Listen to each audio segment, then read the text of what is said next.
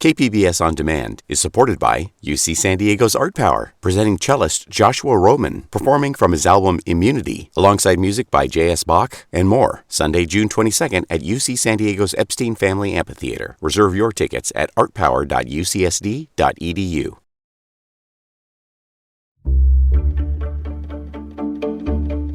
Good morning. I'm Kinsey Moreland in for Annika Colbert again. It is Wednesday, November 10th.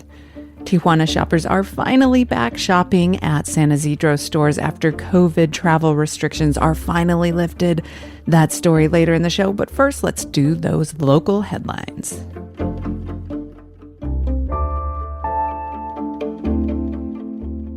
So the pandemic is still here, but California's economy is roaring back. That is according to Governor Gavin Newsom, who said our state continues to lead the nation economically. In fact, the state is looking forward to another budget surplus in 2021. Speaking at the California Economic Summit happening Tuesday and Wednesday, Governor Newsom said the Golden State has created the most jobs in the nation since the beginning of the year. Newsom says the projected budget surplus will allow California to do unprecedented things and address issues like childcare that historically have yet to get enough attention. The County Board of Supervisors will consider a policy change today intended to help stop hate speech and inappropriate conduct during county meetings. That move follows a contentious session last week where some members of the public used racist and threatening language when they got up to talk.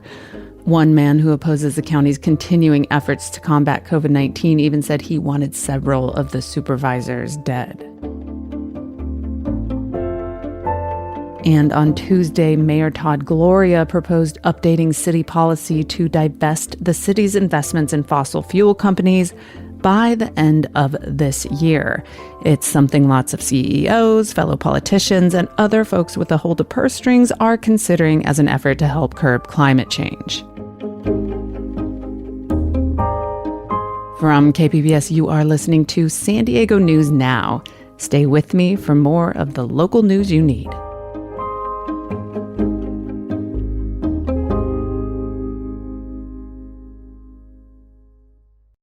KPBS On Demand is supported by Splatero, helping homeowners pay off debt by offering streamlined access to your home's equity with no additional monthly payments or new debt. Splatero provides a lump sum payment in exchange for a share of your home's future value. Pre-qualification is available at splatero.com.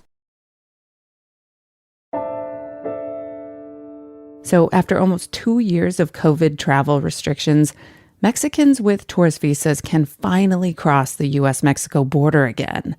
And this is very welcome news to San Ysidro business owners, people who make most of their money from Mexican customers who drive through the border to shop and eat. KPBS border reporter Gustavo Solis tells us what the reopening means to San Ysidro. San Diego's COVID recovery is in full swing. Bars and restaurants have been packed on weekends, and tourists are coming back to beachfront hotels. But in San Ysidro, it's been a different story. Sure, the state COVID protocols were lifted, but not the one that matters most. Cross-border travel restrictions still kept Tijuana shoppers away from San Ysidro stores. Jason Wells is the CEO of the San Ysidro Chamber of Commerce. He has a funny way of explaining what San Ysidro has been going through.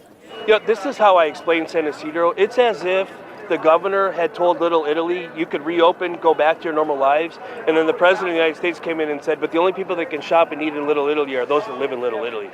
They wouldn't have survived, and we barely have. Wells says the restrictions are inherently unfair. They protect large corporations at the expense of small businesses. That's because truckers and workers have been able to cross no problem, but shoppers haven't. The low-hanging fruit were tourist visas. And unfortunately, in binational communities, that's what we depend on for our living and our quality of life, I will say, because of our family members that could or could not cross. San Diego Councilwoman Vivian Moreno agrees. She represents San Ysidro and sees this as an equity issue. Border communities have long been disproportionately impacted by the closure of the San Ysidro port of entry, the biggest port of entry crossing of the world. Border closures devastated the small businesses in San Ysidro, depleted the regional economy in San Diego, and weakened the tourism industry's ability to make a comeback. The numbers speak for themselves. The San Ysidro Chamber of Commerce reports that since 2020, $1 billion in retail sales have been lost. Over 2,000 people lost their jobs. And over 200 businesses had to close permanently here in San Ysidro. ¿Me puede dar su nombre, por favor? Olivia Campos, ¿Y ustedes? la dueña del lugar. Olivia Campos owns Caroline Shoes. When the border opened Monday, she opened an hour early and even put goodie bags together for customers she hadn't seen in 20 months. But on day one, the border reopening didn't live up to the hype. Teníamos otras expectativas, esperábamos ver más movimiento de gente. We expected to see more people, she says. One theory behind the low numbers is long border wait times, or at least the fear of them. It only took about 15 minutes for people to walk across the border on Monday morning, but Customs and Border Protection told the public to expect longer wait times because of the reopening. So maybe people stayed home Monday to see how things play out. Kenya Samarripa is the Executive Director of International Business Affairs for the San Diego Regional Chamber of Commerce. Even with ongoing concerns over border wait times, reopening the border is a net positive, she says. This is great news, especially for South County. Even with the border wait times, this is a new opportunity for them to reconnect with their consumer base, reconnect with their cross-border workers, and at least keep that flow of tourism injected into the San Diego economy. We've been waiting a very long time for this day. This is a great day for Tijuana, for San Diego, for our binational region. Let's give it up for reopening. That was San Diego Mayor Todd Gloria. He joined dozens of politicians from both sides of the border to celebrate the reopening. They spent months trying to convince Washington, D.C. to lift the ban. One ray of hope from this whole ordeal is that local leaders now have a roadmap of how to get the federal government to care about border issues. What we have done today should be a template going forward to drive positive change. The border is an asset in Tijuana, in San Diego, in Baja California, and in California. This is a difference maker. It gives us an edge in the global economy. It improves our quality of life. It makes us a better region. And speaking of making our border region better, the Environmental Protection Agency's just announced plan to finally put a stop to most transborder sewage flows is being praised by San Diego clean water advocates. But the question remains, where will all the money to pay for this massive binational project come from? KPBS environment reporter Eric Anderson has details. U.S. officials hope to spend $630 million for a massive upgrade of sewage capture and treatment facilities in San Diego and Tijuana. My biggest fear was that they would choose an economical path that would only solve the problem of the day. David Gibson is the region's top clean water regulator. He says he's confident the region will have a sewage control solution that can last decades, but only if all the projects are built and less than half the funding is now in place. Imperial Beach Mayor Serge Dedina says his city regularly endures daily sewage flows that send tens of millions of gallons of sewage-tainted water into the U.S. We can push for these investments, but that's why we have a backup plan on the United States side of the border, right? Trust but verify. Dedina says he's ready to help find the $330 million needed to complete the work.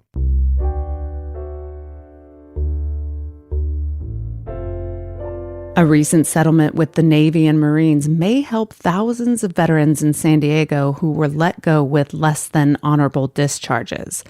KPBS military reporter Steve Walsh says right now lots of vets stuck with that stigma are denied VA benefits and even face homelessness. In recent years, thousands of veterans have been kicked out of the military for misconduct, even though many of them can document that they had PTSD or a brain injury or even sexual trauma. Brandon Baum is with the Veterans Legal Services Clinic at Yale. We've been dealing with the fallout of the Iraq and Afghanistan war in terms of mental health for almost 2 decades now. And I think we've made some progress, but that progress has not been nearly enough. The Yale class action lawsuit will require the Navy to automatically review some cases denied in the past. It will also change the process so veterans can speak directly to the board hearing their case via video conference. Under the old system, they had to fly to Washington to be heard. Yale won a similar lawsuit against the Army and is about to file another lawsuit against the U.S. Air Force. So since the pandemic started causing problems, lots of people have had to rely on local food banks to help feed their families. But now food banks are facing a crisis of their own. KPBS reporter Melissa May tells us it's because food prices are shooting up. Compared to 2020, the Consumer Price Index for all food has increased an average of 3%. Chris Carter is the Vice President of Development and Communications for the Jacobson Cushman San Diego Food Bank. He describes how the food bank purchases their produce. We purchase produce on the wholesale food market. The price of that and other goods per pound has gone up from 12 cents per pound to around 18 cents per pound. So that's a 50% increase in the price of food. With the upcoming holiday season, the food bank has had to allot almost double the money for the same amount of food as last year. The food bank currently helps around 550,000 people a month, and every dollar donated provides 5 meals to someone in need.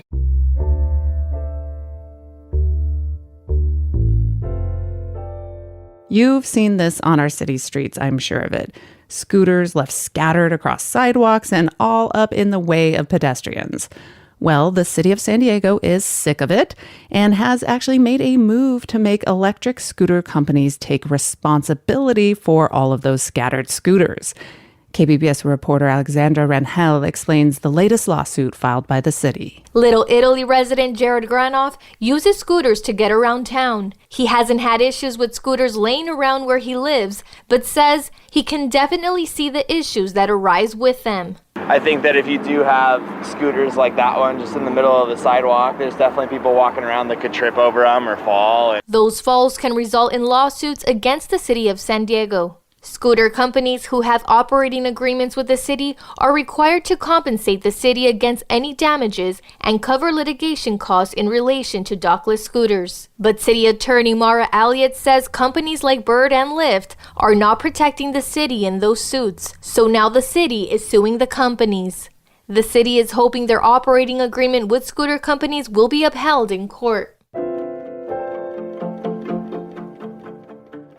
Tonight, San Diego Jewish Film Festival will host a screening of the new documentary, The Adventures of Saul Bellow, at the Garfield Theater. KPBS film critic Beth Accomando previews the film with its director. The Adventures of Saul Bellow is a thoughtful and complex documentary about a writer whose life and work are inextricably intertwined. Bellow won the Nobel Prize for Literature and 3 National Book Awards, but his work was not without controversy, and the film confronts that, says Israeli director Asaf Galai. The people that were really near him felt really betrayed by him. His children, his wives are very, very intelligent and see him in a very good perspective. They know the good things. They know the difficult things. The film explores Bellow's work through literary commentary, personal reminiscences, criticism of his depiction of women and minorities, as well as through archive interviews with the author. The result is a portrait of a flawed individual and skilled writer. And coming up, the Padres last season disappointed lots of fans like me. But the recent hire of a new team manager has lots of people doing cartwheels of excitement. That story after a very quick break.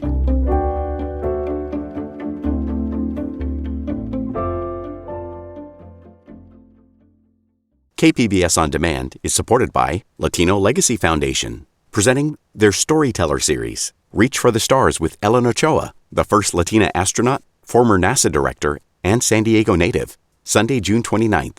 More at latinolegacyfoundation.org. The San Diego Padres moved forward from one of the most disappointing seasons in recent memory by hiring Bob Melvin of the Oakland A's as the team's new manager. While Melvin is among one of the most respected managers in baseball, only time will tell if his hiring will make a difference next season for this beleaguered Padres team. KPBS Midday Edition host Jade Hindman talked with San Diego sports writer Jay Paris about the Melvin move, Padres fans' response to it, and more. What's been the initial reaction to the hiring of Bob Melvin? Are people excited about this? excited, thrilled, stunned, I think would be a appropriate term. Bob Melvin had already agreed to an extension for the 2022 season with the Oakland Athletics. And when going through the long list of candidates to replace Jace Tingler, who was dismissed after the season, Bob Melvin's name was not on anyone's list because he had a job, he had a contract. But with the upheaval in Oakland and their situation and then possibly moving and really the franchise being in flux, Mr. Preller, AJ Preller, the Padres general manager, sought permission to speak to Mr. Melvin. The A's granted it. And looky here, the Padres have their 22nd manager in franchise history. Has there been much response from players or people within the organization to this? Yeah, I think cartwheels might be a good term. I mean, for once, they're not bringing in a manager who needs training wheels. The last two gentlemen, Andy Green, Jace Tingler, I mean, they had never been big league managers. And Bob Melvin's certainly been that. He's a 3-time manager of the year. Only 8 people have won it 3 times like him. He's won over 1,300 games as a manager. He was a 10-year player as a catcher. I mean, when he walks in a room, you kind of sit up a little straighter. You know what I mean? He has that instant credibility. He has that presence. He has that been there, done that, which all these players are experienced. And major league wide, he's thought as one of the best communicators and one of the most respected managers in the game. I know some people, for example, wanted to see Ron Washington of the Braves considered. Who else was looked at? Ron Washington was a finalist in the last go around. Of course, everybody's heart goes pitter patter over Bruce Bochy. You know, he got the first call, regardless of what anyone says. He won 3 titles with the San Francisco Giants, but of course, his heyday was with the Padres. He's still one of the most iconic members of the Padres past, and they were hoping maybe the present. So, Ron Washington. There was some other talk, of Bochy, and even locally, Brad Osmus with Del Mar, who managed the Tigers and Angels. His name was certainly in it. Mike Scioscia. I think what was interesting about the search is that, on one side of baseball today, it's the analytical side. And on the other side is the old school baseball, if you will, the game, how it used to be played. What makes Mr. Melvin such a great candidate is that he's almost a hybrid. He brings with him those old school mannerisms, if you will. But when somebody suggests the data, suggests the analytics, which is what baseball is now, he doesn't, head off in the other direction as a 60-year-old screaming about not knowing what a PDF file is or something. So he's able to be an old school guy, but he's certainly receptive of the data-driven analytics, which the game has come today. Is this new manager expected to be a good fit for the Padres? Baseball has changed. And just to put this hiring into context, old school baseball, you had 9 different hitters and you moved the ball around. You try to string together some hits and score runs. Nowadays, the pitchers are so good at throwing unhittable pitches that really everybody's trying to hit a home run. And that's just the way the game is today. Now, the blend of the analytics, which AJ Preller is certainly a big fan of, with what Mr. Melvin has done and can do, is exciting. I think, again, is to point out that he did a lot of this recently in the last 10 years with the Oakland Athletics. Oakland routinely has one of the lowest payrolls in the league. Still, he was able to take it to the playoffs 3 of the last 4 years and became the winningest manager in Oakland history. So he's done it on a low budget. So now he's going to have a bigger budget with the Padres, $180 million projected payroll next year. He's going to have the data and the stars in Manny Machado, Fernando Tatis Jr. There's 5 all-stars on this team. So they think they've really hit a home run, to sum it up. They think they've robbed the rest of the teams of one of the greatest managers in the game today. And if they were to do so without anybody knowing about it, only adds to the intrigue of Mr. Melvin coming to town. Now, you touched on this, but talk a bit more about Melvin's track record of success with previous organizations when it comes to winning championships. Sure. He was a bench coach for the Arizona Diamondbacks when they won everything in 2001. He's been a manager for the Diamondbacks. He was a manager of the Mariners. He was a manager of the Oakland A's. 18 seasons of making the tough, hard decisions. And before that, again, we mentioned his playing career, which when you hit 233 and 35 career homers, it didn't quite pan out like he thought. But I think he knows what a player's going through. And he's not a screamer. He's not a holler guy. He's a communicator. And he does so in a manner in which She has empathy for a player, which is going through rough patches. Every player goes through a rough patch. Baseball is built around failure. Tony Gwynn got out 7 out of 10 times, and we built a statue for him. So that shows you how difficult the game is. So I think when you have a manager who can empathize on those, during those puddles on the path to greatness, it's going to be tough. That's Bob Melvin. He knows what his players are thinking, and he's proven time and again. It's almost like writing about the Pope. You can't find anybody to say a bad thing about him, and that's Bob Melvin. As you mentioned earlier, Melvin's hiring comes after the Padres parted ways with their previous manager, Jace Tingler. What do experts think that Melvin will bring to the table that his predecessor didn't? Experience. Again, we go back to the training wheels. Nobody has to point Bob Melvin in the right direction. Nobody has to tell him what he should do next. I think just the comfort of being his own man, the comfort in knowing you've done it before, and the respect the other players glean from that. Now, Mr. Tingler or Mr. Green, two good baseball men, but when they walked into the room, they were still proving themselves. You look at their sleeves, there weren't any stripes yet. They were still earning their stripes while on the job as a manager of the Padres. Mr. Melvin walks in, he's got those stripes. He's got those big wins. He's maybe more importantly, he knows how to react to the losses. He knows to react when a team goes into a tailspin. Look, that second half of the year last year was a disaster. At the All-Star break, the Padres were 15 games over 500 and looked to be a lock for the second playoff spot in the National League wild card. And it was a complete faceplant the second half. Once they started losing, there was nobody there or nobody able to pull a ripcord, if you would, and try to soften the landing. And maybe with a more experienced guy like Mr. Melvin, he would know what buttons to push. Look, nobody knows how this is going to turn out, which is the beauty of baseball. But that being said, the Padres feel extremely fortunate to have Bob Melvin as their manager. The Padres have made a number of roster moves in recent years to put the team into contention, and still this year fell short of their goals. What kind of a difference will a different manager make with a team that already has so much talent? I think a different voice. And again, we go back to credibility. Maybe if somebody hasn't proven themselves, and their message could be the exact same as somebody who has proven himself. But when you're hearing it from somebody who doesn't have that been there, done that label, maybe you take that advice or you take that their statements with a bit of trepidation. When Bob Melvin says something, he's done it. When Bob Melvin says something, he can back it up. So I think it's just more the not as much the message. I mean, the message is really the same, play hard, have fun, win games, but it's the messenger. And in this way, it'd be like a substitute teacher telling you to do your homework, or a tenured faculty member who's been the teacher of the year a few times. I mean, if you're a student, you react differently. If you're a ball player, you react differently as well. And that was San Diego sports writer Jay Paris talking with KPBS Midday Edition host Jade Hindman. Find and follow the KPBS Midday Edition podcast on Apple, Spotify, or really wherever you choose to listen to podcasts. And that is it for this here podcast. Thank you for listening. Annika is back tomorrow.